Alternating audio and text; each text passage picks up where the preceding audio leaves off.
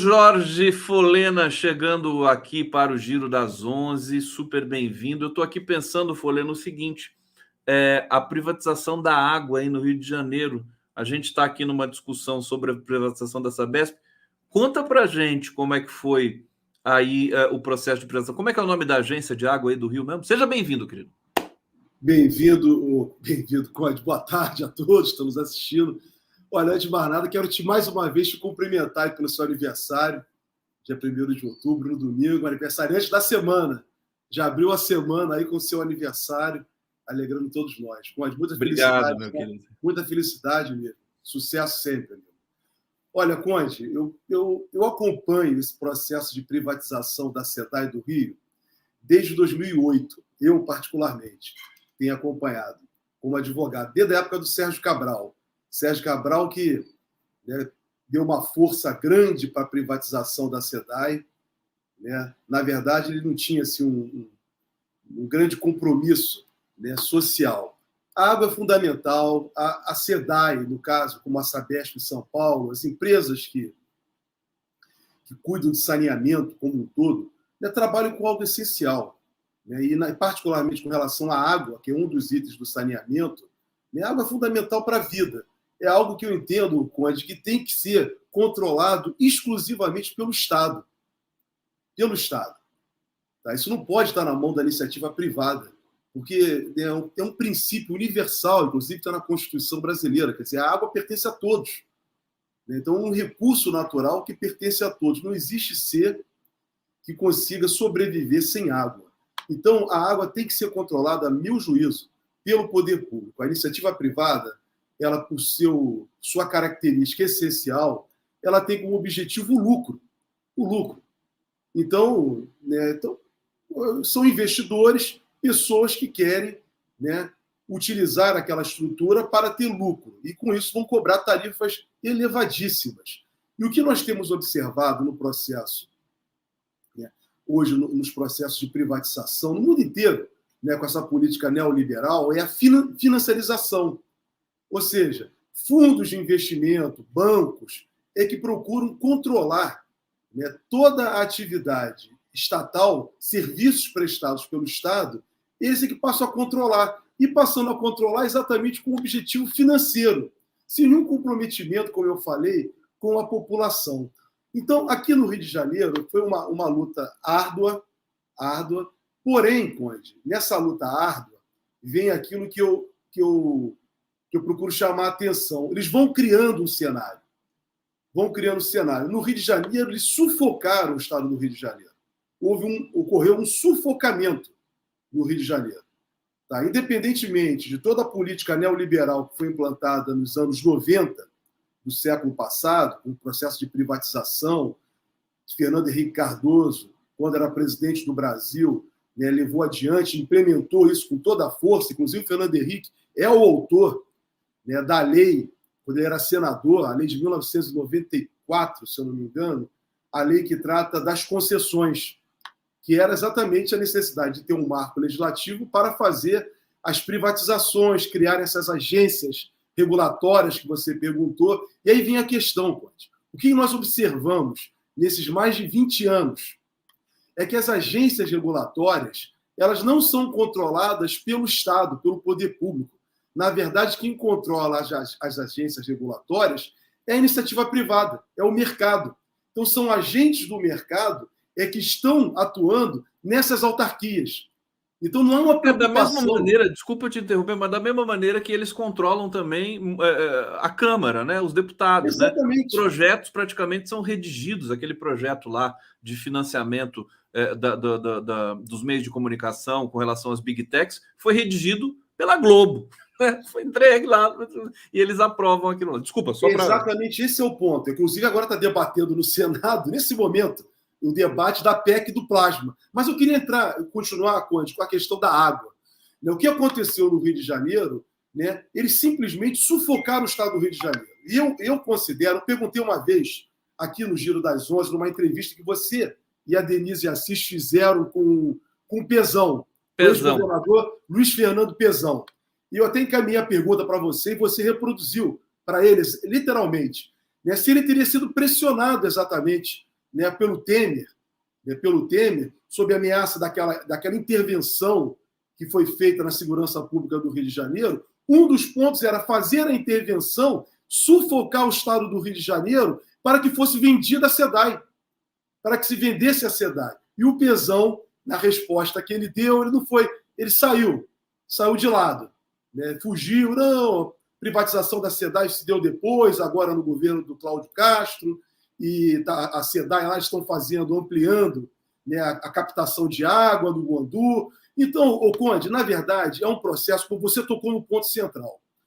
A democracia hoje não, já há um bom tempo, né, nesse período que nós estamos vivendo, né, essa criação de que o povo é que constrói, é o povo que elege, né, cada vez mais isso não é verdade, porque, na verdade, quem controla todo o sistema político é o capital.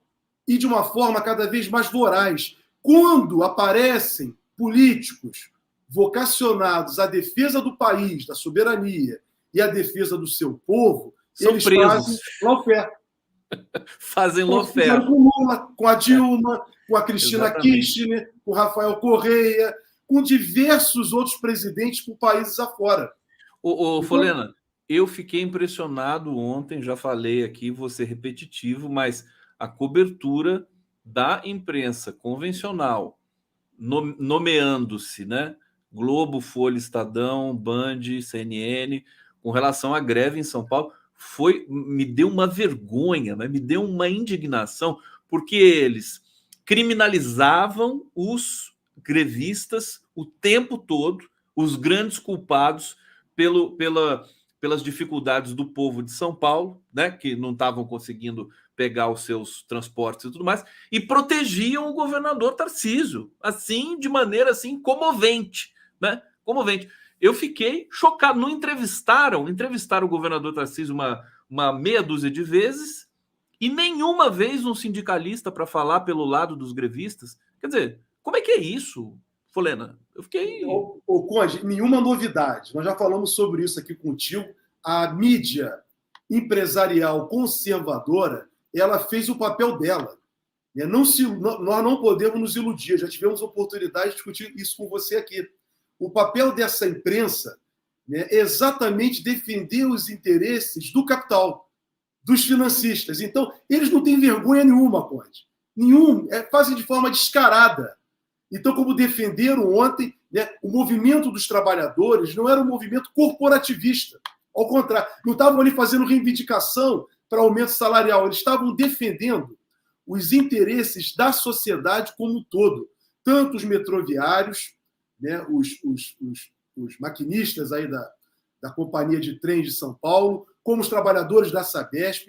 Era uma movimentação em defesa dos interesses da sociedade, na defesa do que é público, do que está na Constituição, que prestação de serviço de atividade essencial, que tem interesse coletivo, isso tem que ficar na mão do Estado, do poder público, mas não um poder público que seja comprometido com o capital. Porque também você faz a privatização, como nós estávamos falando ainda agora, e essas agências reguladoras, é vergonhoso no Rio de Janeiro.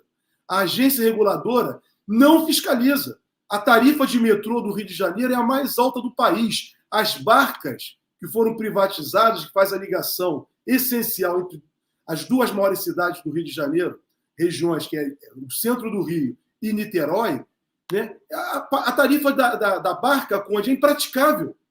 É muito alta. Então, veja, não há uma preocupação com o trabalhador. E a prestação de serviço oferecida por essas empresas é péssima. Péssima. As barcas por exemplo, das barcas, não são bem cuidadas, não há a barca com ar-condicionado a todo tempo. No Rio de Janeiro, a temperatura passa dos 40 graus, nós estamos na primavera, com temperaturas a mais de 35 graus, 40 graus, como foi na semana anterior. E hoje está fazendo muito calor no Rio de Janeiro. Então, a preocupação que nós temos que ter, aí sim, como no campo progressista, é a mobilização da população. Isso é difícil, mas, de alguma forma, nós estamos conseguindo, ainda nesse início, a vencer algumas barreiras. O melhor exemplo disso foi a vitória do presidente Lula. A vitória do presidente Lula foi a vitória da resistência. Não foi apenas o que o Bolsonaro representou e que ele representa, a caricatura dele, fascista, mas por trás do Bolsonaro estava todo o interesse neoliberal, o interesse exploratório, o interesse dos Estados Unidos, da exploração imperialista. Então, isso tudo estava por trás do Bolsonaro. A vitória do Lula é a representação da resistência. E aí, o que nós tivemos que fazer, quem ficou, né, e quem lutou, ficou na linha de frente, lutando e resistindo, foi exatamente tentar mostrar para a população, para as pessoas que têm que sobreviver, cada vez de uma forma mais precária, né, sobreviver. Nós tivemos o trabalho, Conde, o seu trabalho, né, como divulgador, né, como apresentador, como youtuber, né, para levar a reflexão para a população. E conseguimos, porque os meios de comunicação tradicional trabalhavam contra nós.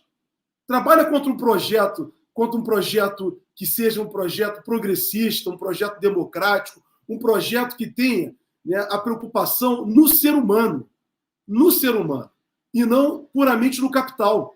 É lógico que no sistema que nós vivemos no Brasil, que é um sistema capitalista, né, vai ter empresas que vão explorar, né, faz parte do negócio. Porém, atividades essenciais, como transporte público tem que ser de graça, água, saúde, E pode, educação. inclusive, ser de graça, como em Maricá, se não me engano, em Maricá Exatamente. Isso hoje, Conde, o que está acontecendo hoje é o seguinte: em diversas cidades brasileiras, quem está subsidiando o transporte para a iniciativa privada são os governos municipais. São os governos municipais. Exemplo disso, vou te dar o caso do VLT do Rio de Janeiro, da cidade do Rio de Janeiro.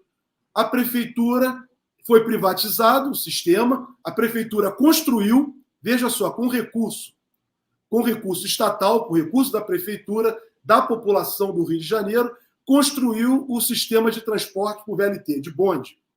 Porém, a prefeitura entregou a uma empresa privada para explorar. Só que essa empresa privada, ela assegura a ela uma retirada mínima. Então, a prefeitura é que tem que cobrir. O mesmo acontece com o sistema de ônibus, de transporte.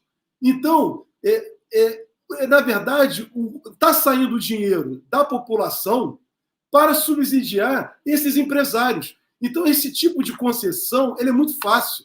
Não se faz absolutamente nada. Quem constrói é o poder público com o dinheiro da população e quem explora depois são empresários, são banqueiros, fundos de investimento, que o dinheiro só entra e pega tudo pronto. Ô, Folena, eu quero entrar num outro detalhe sobre a privatização da SEDAI no Rio contigo, para a gente tirar aqui algum ensinamento. Antes, eu quero ir para o bate-papo aqui. Edna Tia Avó está dizendo o seguinte: aqui na minha cidade nem divulgação teve. Fui procurar sobre os candidatos, não encontrei nada. Só passou. Isso aqui eu já tinha lido, desculpa, gente. Isso aqui a gente reforça aqui, leia de novo. Questão aos conselhos tutelares, né? A má divulgação que foi feita, né? Jeff, para os que têm esperança na falsa democracia, é só ouvir o Jorge Folena. A democracia burguesa tem suas limitações impostas pelos milionários trabalhadores no comunismo univos, ou não venceremos. Está aí.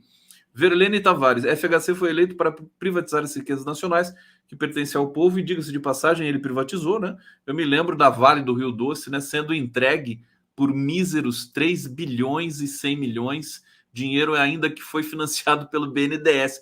Deu de presente a Vale, né? Deu de presente. Cláudio Alves, as agências reguladoras não regulam nada. Ana Lúcia Ferreira, exato Folena, gosto muito de suas análises. Obrigado, Paula Barbieri, que está aqui colaborando conosco. Leonardo Fittipaldi, fizeram isso recentemente na privatização do metrô de Belo Horizonte. Está concretizada a privatização. Deixa eu voltar com o Folena aqui. Bom, a gente vai falar da PEC do plasma também daqui a pouco. Claro. Queria que você falasse, que também é outra coisa, né? Quer dizer, quer ganhar dinheiro, quer ter lucro com sangue humano? Aí já entra numa coisa, né? Com água, com sangue, meu Deus, daqui a pouco é o ar. No Rio, o que houve de resistência com relação à privatização da SEDAI? E se houve algum tipo de participação? Bom, naquele momento não, porque o governo federal o Bolsonaro era um bandido, né? Mas o governo federal poderia fazer alguma coisa, por exemplo, para impedir a privatização da Sabesp? O Conde poderia sim. né, o governo federal, apesar da competência, né, ser a exploração da água é competência de municípios. Tá? Isso foi definido, inclusive, pelo Supremo Tribunal Federal, né, com relação à questão da... Isso levou muito tempo, foi definido exatamente para privatizar a SEDAI e criar todo esse marco que eles chamam de marco do saneamento, marco regulatório do saneamento. Só que saneamento não é água apenas. Saneamento envolve a água, os dejetos, né, que são recolhidos, esgoto, coleta de lixo, combate a vetores, águas pluviais. É uma atividade muito ampla, Conde. Porém, só interessa o capital, as empresas privadas, que dizem que vão fazer saneamento só para poder ganhar com a comercialização de água, foi o que aconteceu no Rio de Janeiro, de uma rede que já estava pronta. Uma rede que já estava pronta. Zona Sul do Rio, bairros, né, em que toda a estrutura de água já estava toda controlada. E o que aconteceu no Rio? Para que as pessoas possam compreender, que a meu juízo foi mais grave ainda. A SEDAI foi mantida. Porém, a SEDAI faz a captação de água. Ela faz a captação de água. Todo o risco, né, todo o custo para limpar a água, entregar uma água de qualidade na casa das pessoas, quem faz é a Companhia Estadual de Água, é a SEDAI, do Rio de Janeiro. E as empresas privadas apenas distribuem. Ou seja, a SEDAI entrega a elas, que faz chegar na sua casa, vai lá e mete a fatura. Ô, Conde, isso é muito fácil. Sinceramente, muito fácil. Até porque a rede já estava toda montada. Eu quero saber o seguinte, aonde que eles vão levar água para a população? Se eles vão levar saneamento, esgoto, tratamento de esgoto, aonde precisa. Isso é muito caro. Se vão entrar com recursos próprios, ou então, se vai ser a sociedade, mais uma vez, que vai ter que pagar por isso para eles explorarem. Então, essa é a realidade que nós vivemos.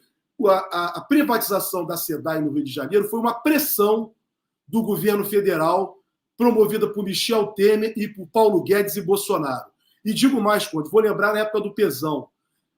Eles sufocaram o Rio de Janeiro de tal forma, financeiramente, estrangularam, dizendo que só liberariam recursos para o Rio de Janeiro poder pagar os seus servidores, que não estava pagando o salário dos servidores, à época, se colocasse dentro do programa do Estado a privatização da SEDAI. Então isso é criminoso, Conde. Isso foi criminoso. E para quem foi privatizado? Quer dizer, isso tem que ficar, Conde. Então, que os municípios, inclusive, que são os responsáveis diretos pela exploração de água, eu me lembro que até o prefeito do Rio, na época, o prefeito anterior, chegou a criar uma resistência nessa privatização da SEDAI. Então foram os trabalhadores, alguns prefeitos, mas é a força do capital. Eles vão envolvendo, vão elegendo as pessoas, vão colocando governantes e parlamentares que não são compromissados com os interesses da população e do povo. É o que nós vemos todos os dias no Congresso Nacional. É inconcebível o Congresso Nacional votar projetos de lei contra a criança, por exemplo, contra a criança, contra o dinheiro da escola, contra a merenda, como eles fazem de uma maneira geral. A PEC do teto de gasto foi isso. Na verdade, era um atentado à infância. Já que nós estamos falando de juventude, de infância, das crianças, no Estatuto da Proteção da Criança no Conselho Tutelar. Então, eles não têm preocupação com a população, eles têm preocupação com quem os patrocina. Daí a farsa dessa democracia. Por isso, quando o presidente Lula falou que a democracia era relativa, ele tinha razão. E mas, na verdade, existe... caíram de pau em cima dele. Baixaram a lei. Existe uma inversão, né? É uma inversão complicada, porque o serviço público ele é capturado pela lógica privada, do lucro. E o serviço privado, ele se encosta e mama nas tetas do dinheiro da população. Quer dizer, os bancos conseguem empréstimos gigantescos, né? As empresas conseguem empréstimos grandes, com juro menor, né? Tudo atravessado para ter uma inversão nessas duas instâncias. Olha, no exato momento, Folena, que eu estava falando com você sobre a cobertura da imprensa com relação à greve aqui em São Paulo, que é um tema que eu ainda quero tocar num ponto contigo, eu abro o Twitter e vejo essa mensagem aqui logo como a primeira mensagem minha aqui. Vou colocar na tela a Camila Lisboa, que é a líder dos metroviários, né? Ela diz o seguinte: olá, Andréa Sadi, que é a jornalista da Globo News. Vi que o governador Tarcísio será ouvido no seu programa Estúdio I na Globo News sobre a greve. Gostaria de ter a oportunidade também de apresentar o nosso ponto. Quer dizer, a Globo só entrevista o Tarcísio.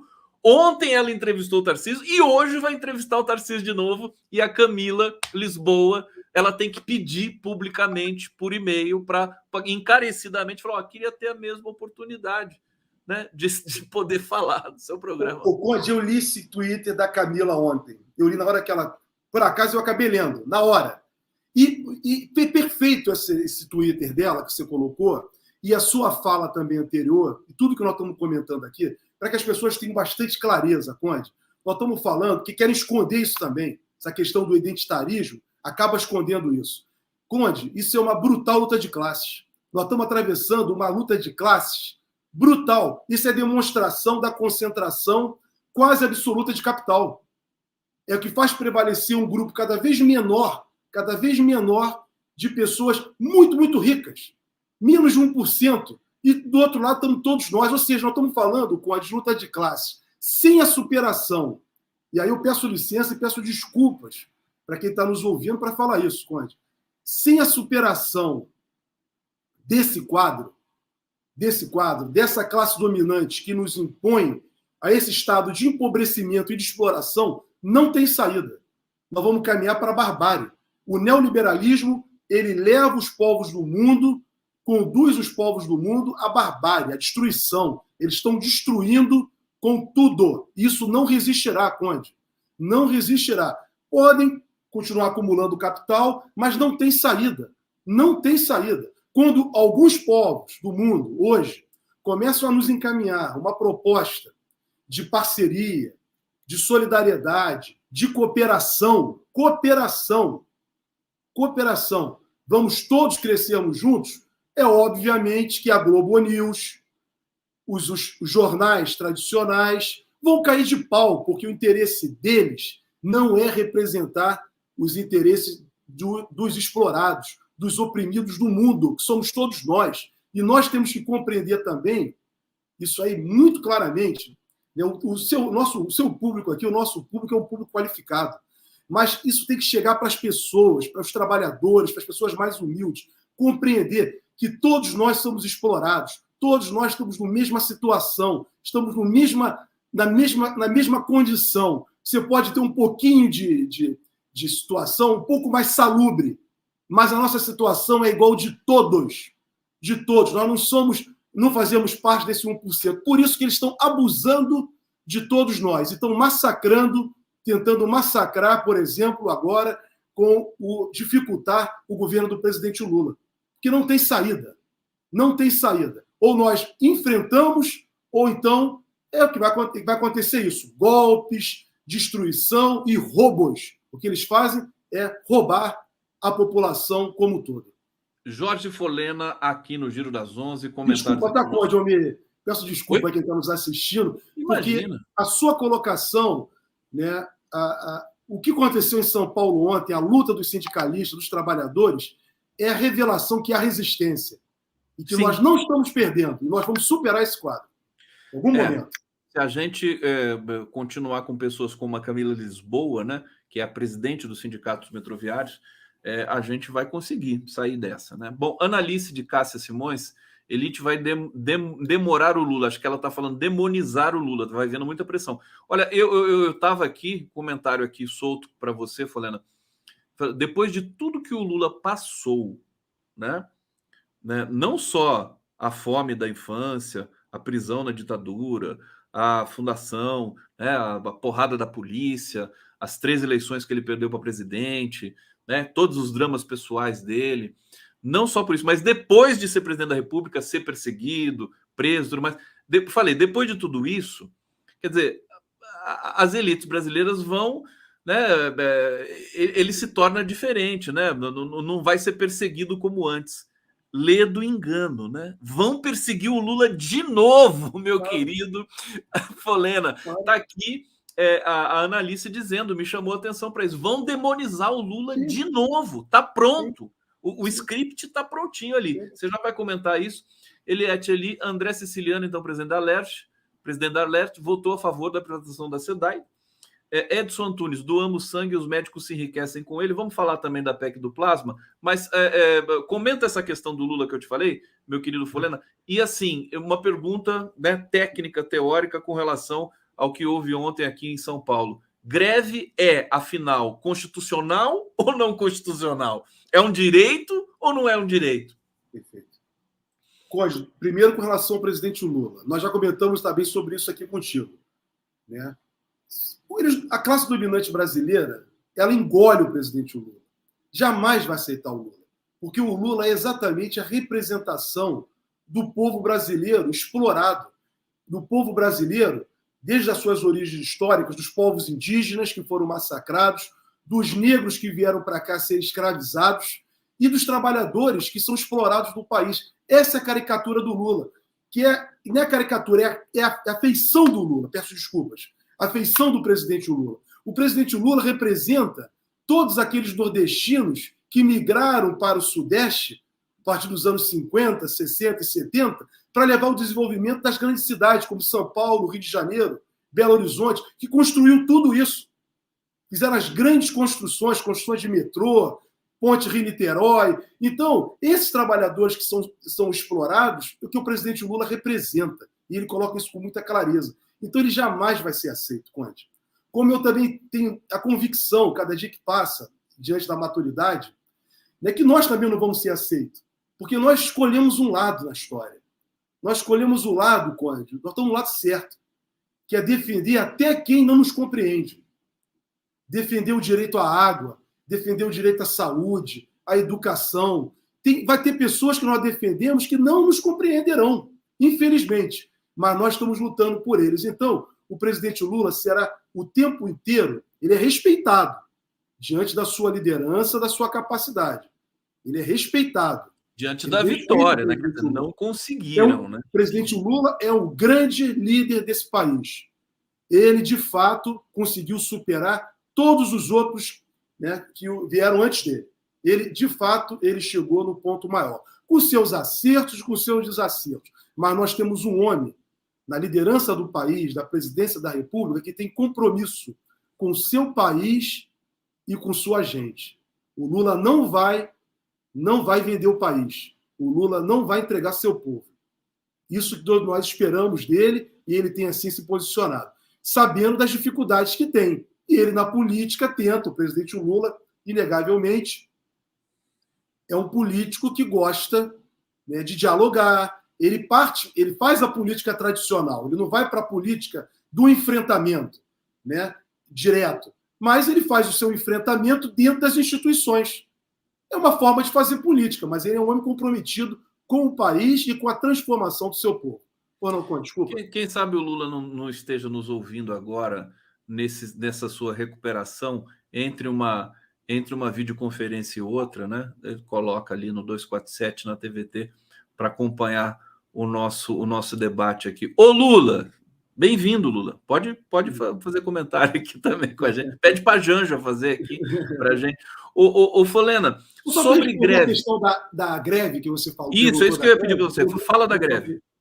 Com relação à greve, Conde, a greve é constitucional. O direito dos trabalhadores está previsto na Constituição. Inclusive, tem uma lei, né, que trata da greve no serviço público. Agora, o Conde, deixar com clareza, essa greve foi uma greve que foi comunicada com antecedência para toda a população. Foi uma greve que foi na defesa dos interesses da população, na defesa dos interesses do Estado de São Paulo, porém, quem está à frente do governo do Estado de São Paulo não tem compromisso com o Estado, com o poder público, com o serviço público, com a burocracia e nem com a população do Estado de São Paulo. Então, os trabalhadores ontem fizeram a defesa daquilo que eles trabalham, que eles conhecem. Foi uma greve totalmente legítima. Não foi poderia até ser uma greve com reivindicação salarial, que também seria legal e justo fazer. Mas foi uma greve que ultrapassou essa barreira. Não foi uma greve que os trabalhadores estavam reivindicando para eles. Eles estavam lutando por todos nós, inclusive criando uma conscientização de classe em todos nós brasileiros. Porque a imprensa tradicional, inclusive utilizando a internet, o tempo inteiro, e junto com alguns intelectuais, procuram passar para as pessoas que demonizar a luta de classes, demonizar, né, que há um confronto entre o capital e o trabalho, e que colocam sempre a seguinte situação: os trabalhadores não podem lutar, mas podem se aceitar a serem explorados pacificamente. Como que você vai, Conde, aceitar com naturalidade ser explorado, ser abusado? Você tem o direito de resistência. E essa greve ontem foi uma greve dentro da Constituição e dentro da lei. Obviamente, como você já destacamos aqui, coube aos meios de comunicação conservadores que defendem os interesses dos financistas demonizar a greve, colocar os trabalhadores contra os trabalhadores.